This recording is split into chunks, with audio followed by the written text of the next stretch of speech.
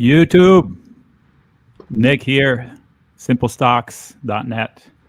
My buddy Cypher, wizard when it comes to levels, Hello, absolute hello. wizard.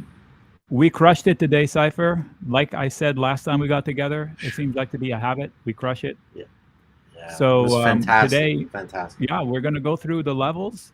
And it was like we saw the whole day in slow motion. That's how I felt. Like everybody was running at slow speeds compared to, and we were watching them. So we were able to catch some runs up, runs down. We had targets. You provided levels that matched up exactly my levels. So it was a nice day. Even the Iron Condor survived, even though it was a one-sided affair. Those usually blow up.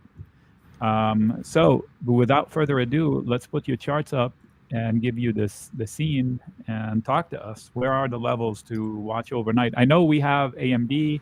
Maybe you want to take a look to see if that's influencing the Nasdaq or whatever. So hit it. It's Sure, your sure, sure. Okay, thank you, Nick. So, guys, going into the futures tonight, we do have a very bullish setup, but we're getting a pullback here, which is off the pattern that we traded today. So, right now we're in take profit mode, and we should dip down to the 4190 area. Is an area that I'm looking at. As far as the levels go, the level that was broken today, which was 4205, was a big level. It sets up a move up to 4250, something like this here. This is a harmonic pattern.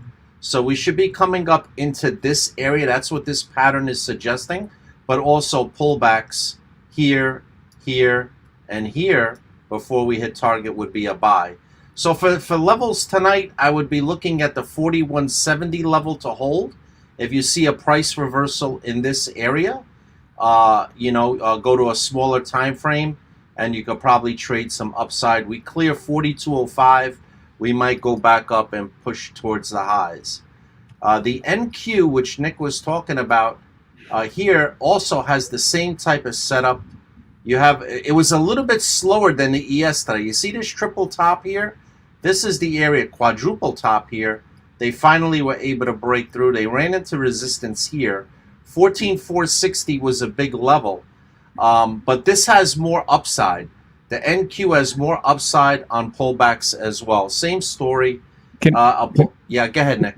Can I interject here? Your prior chart and this one, they say the same thing. Those double tops, triple tops. The other one showed an inverse head and shoulders, which is just a bunch of those. So yes, right. We do have a measured move once we confirm the breakout, and the target is right around where you put it out there. So yeah, careful shorting for no reason. Yeah, sorry to interject. By the way, No. if you like what you're seeing, give us a like, so we would know we're doing a good job.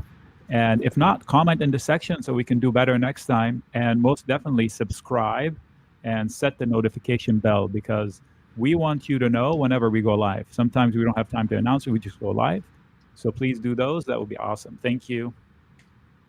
Okay, so again, this area here, 14,340, should be support. Pullbacks are to be bought. We could pull back into 14,390, but I would be more looking to buy the dip than to short here. Okay, so the NQ is looking great. The Russell is a different story. The Russell is this level here of 1681 is extremely important. You notice the Russell hasn't broken a level to the upside. It's lagging the ES and the NQ. So 1681 is going to be resistance around this area.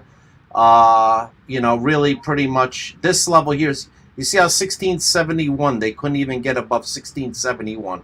So if we get above 1671, we'll have resistance at 1681. So right now the Russell is kind of going sideways here in a range. Oil is dropping here pretty hard. You got to go on a bigger picture to see oil, but I think oil wants to test this $78, $76 area. There's resistance here at $83. $83. There will be sellers at 83. But continue. Don't try and catch this one here just yet. Let it fall a little bit further, and I think there'll be a better play on oil down the road. Gold is a different story. Gold, we've been talking about in the room. We have some upside targets here on oil. on gold, we have a harmonic pattern here, which suggests that we're going to be going to the 2030 area. So this level right here, yep, right to there. So this level here, you see 1, 2, 3, 4. If we can get back above 1996, I think we're going to move up. The buyers are in control here, even though it's sideways. They broke this level of 2010. You see it right here? They broke that. So now they're doing what they're supposed to do. They're accumulating for the next run back up to the upside. So we have an alert about Powell, cornhole extraordinaire tomorrow. He might move the dollar, and the dollar affects gold prices. So if the dollar drops, it makes it easier for gold to break out. So maybe we should also watch the dollar eventually. All right, someone remind me. That's a great point. That's a great point, because that would explain why they're accumulating and they stopped this momentum here. They stopped it here purposely so that they can dig deeper. So it's very bullish. It's very, very bullish, even down to 1970. If it comes to 1970, you should take a look at the chart on a smaller time frame, and there could be a nice rip there on gold. So silver is kind of the same story. You could see the same type of pattern. If we can get above, really 2388 is going to be resistance. We're way far away, but it should tag along with gold. Get above $23, we could retest 2330, but we're in a range here. But you're right, Powell could influence tomorrow at what, 2 o'clock, 2:30 in the afternoon. That could be when we see this final push to the upside. Okay, Yep. So that's what I got for the futures, Nick. All right, so I want to reiterate the message I had on Sunday. So my message was, expect devastation from what's his face, Powell, because that's what he delivers, disappointments. Not because he's saying anything new. He hasn't. He has been saying the same thing, but for some reason the markets expect him to say something different, and he hasn't said anything different. So they get all excited going into it. Oh, this time's going to be different, and then he doesn't, and then we fall. So the message was, treat this week like it's going to be like the past 2 weeks. I was talking to Cypher earlier before we came on. We have had horrific price actions on Thursday and Friday, and I think Wednesday as well. So 2 weeks back to back, the weeks look great. 2 weeks ago, we were out of trouble. We had regained our neckline around 431. 431 on the SPY. And then in 2 days, we just got our asses handed to us on the platter, as they say. So treat it like it's going to be another nasty week, and if it's not, happy surprise. So what did we do today? We took the comments on Sunday night in the video. If you remember, you will get a video, and you've seen it, was to take if there's strength, use it to fix things, not to chase things, or set up trades that will pay you, like we did in the last couple of days, and we exited like that was the end of the run. If I owned calls for the future, I sold calls against them. So that's the mentality.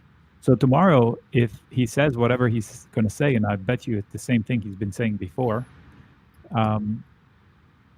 maybe people are not hoping this time. I don't know. I think, and I want to hear your opinion, I think he's going to say we're not raising rates.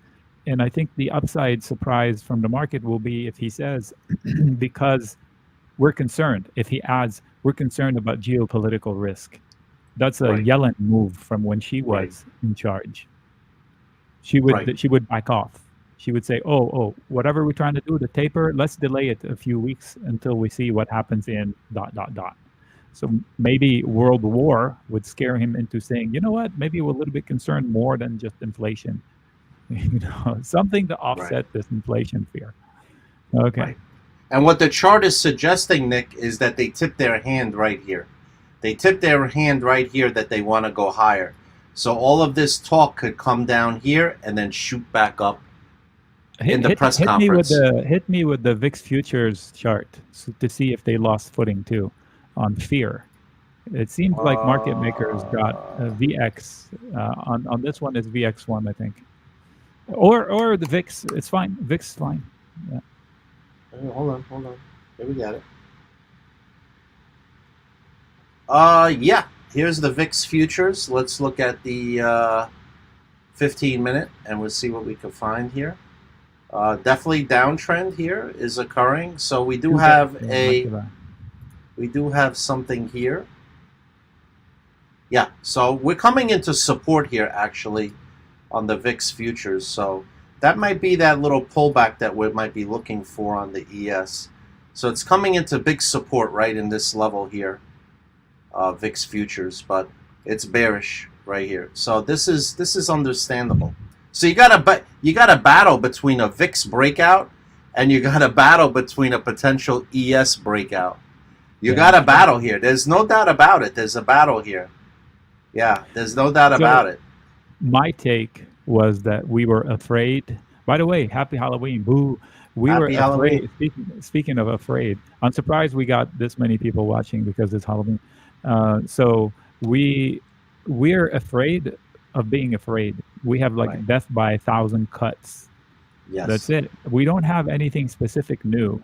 We've had the war. You can't see the red face. We've had the war headline be on the docket for a bit. Raising rates has been on for a year. All this, whatever recession fears, everything has been baked in.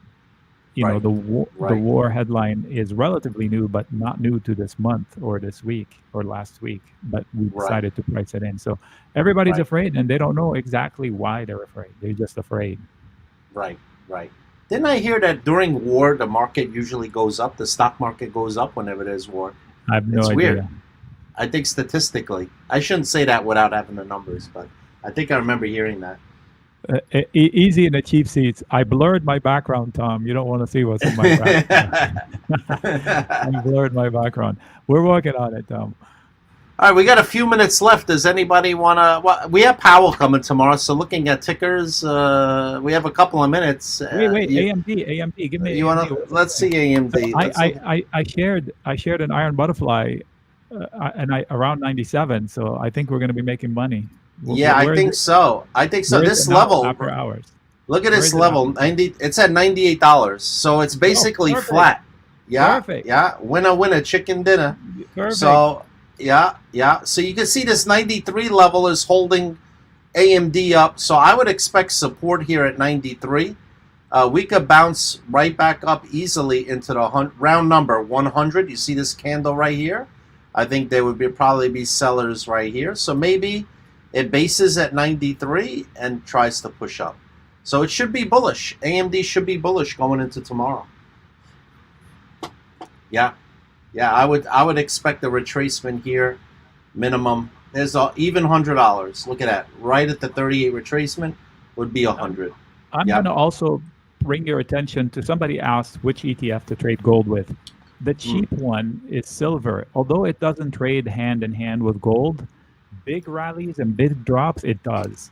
So SLV might be the cheaper alternative.